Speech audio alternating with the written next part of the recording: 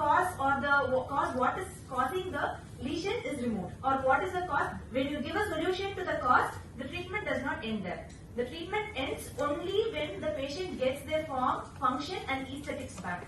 And when you have to do that, it has to be done either as a continuation of the first procedure where the lesion is taken care of or the cause is taken care of.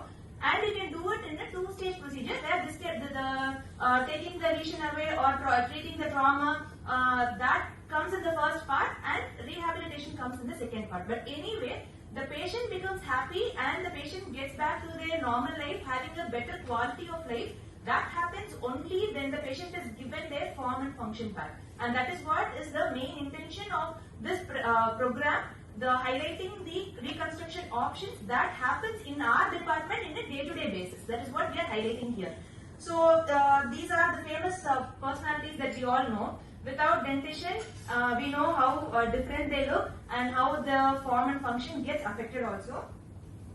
So this is from our own patients' testimonials. The patients reported with defects of the alveolus and the maxillomandibular region, where we took utmost care to give their form and function back by the use of something called zygomatic implants, and which is what I am going to talk about today. So reconstruction using zygomatic surgery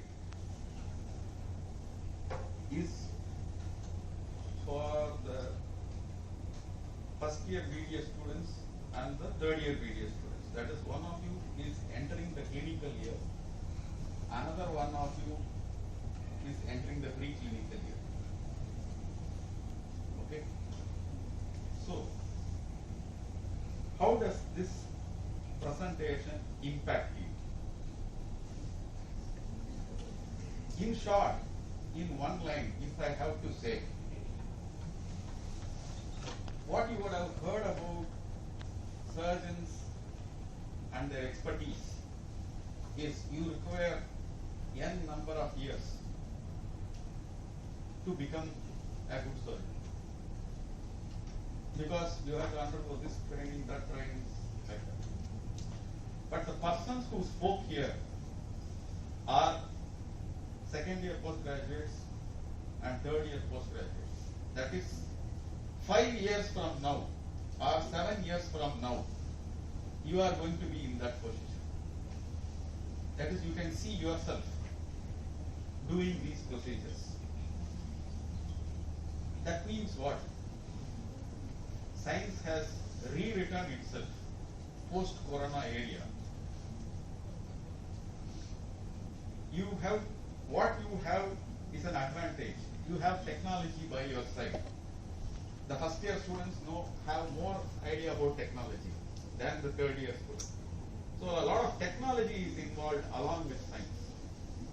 So you will be doing more successful treatments when you